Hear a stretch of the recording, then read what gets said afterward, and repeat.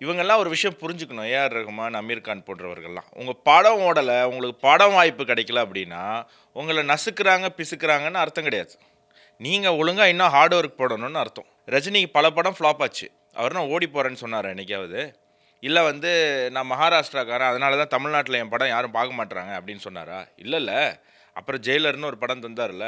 இன்னைக்கு அதானே தமிழ் சினிமால ஹையஸ்ட் கலெக்ஷனு. இளையராஜா.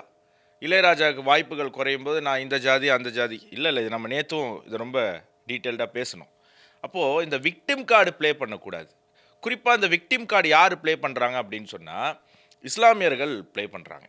நான் எல்லா இஸ்லாமியர்களும் சொல்லல. ப்ளே பண்றவங்கள நான் சொல்றேன். அமீர் கான் வந்து மகாராஷ்டிரால எலக்ஷன்ல ஓட்டு போட்டு வெளில வந்துட்டு பைட் தந்திருக்காரு.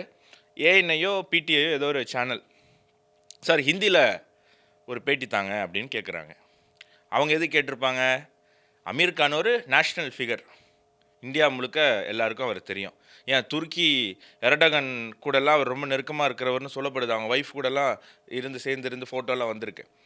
அப்போ அவங்களுக்கெல்லாம் தெரியணும்னா ஒரு ஒரு லாங்குவேஜ், ஒரு பேன் இந்தியா லாங்குவேஜில் ஒரு ஹிந்தியில் சொல்லுங்கன்னு கேட்டிருக்கலாம். அப்போ இவர் என்ன சொல்லியிருக்கணும்? ஒன்று நேரம் இல்லைன்னு சொல்லியிருக்கணும், இல்லை நான் தர விரும்பலைன்னு சொல்லியிருக்கணும்.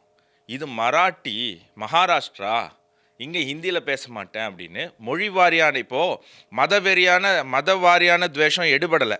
ஏஆர் ரஹ்மானை வச்சு டெஸ்ட் பண்ணுறாங்க, சக்ஸஸ் ஆகலை. ஒரே நாளில் அடி. நம்ம 360ல் பேசுகிறோம், நாடு முழுக்க எல்லாரும் பேசுகிறாங்க, பெரிய பிளாக்லாஷ் ஆகுது. ரஹ்மான் வந்து அந்த ஸ்ட்ராட்டஜியை கீழே போட்டுடுறாங்க. இப்போ மொழி எடுத்துகிட்டு வராங்க. நான் என்ன கேட்குறேன், அமீர் கானே அந்த வீடியோவில் தத்துக்கா புத்துக்கான் தான் மராட்டி பேசுகிறார். சரி மகாராஷ்டிரா மராட்டி தான் பேசணும்னா எதுக்கு சாமி நீ வந்து ஹிந்தி படத்தில் நடிக்கிற? பாலிவுட் ஹிந்தி தானே. நீ மராட்டி படத்தில் நடிச்சுட்டு போ, சம்பளம் கம்மியாக தான் கிடைக்கும், அதனால் மராட்டி படத்தில் நடிக்க மாட்டேன். நேற்று மத ரீதியான ஒரு துவேஷத்தை கிரியேட் பண்ண, ஒரு பிரிவினையை கிரியேட் பண்ண பார்க்குறாங்க. சக்ஸஸால் வீழ்த்துட்டு இங்கே வந்து வேறு மாதிரி ஒரு சுச்சுவேஷன் இருக்குது, இது பண்ண முடியாதுன்னு தோணுச்சு. திடீர்னு இன்றைக்கி திருப்பி அந்த மொழியை எடுத்துகிட்டு வராங்க. ஸோ எனக்கு இதெல்லாம் சந்தேகம் வருது. இவங்கெல்லாம் ஏதாவது ஒரு நெட்வொர்க்கில் கனெக்டடாக இருக்காங்களோ, இந்த டீப் ஸ்டேட் மாதிரியான நெட்வொர்க்கில் நாடு. ஏன்னா இவர் சொல்கிறல்ல, துருக்கி பிரதமரோட நெருக்கமாக இருக்கிறவர். அப்போ இது எங்கெங்கேயோ கனெக்ட் ஆகுதோ, இவங்களுக்கு ஏதாவது பின்னாடி ஏதாவது ஒரு வேலை இருக்கோ, ஏதோ ஒரு நோக்கம் இருக்கோ அப்படின்னு.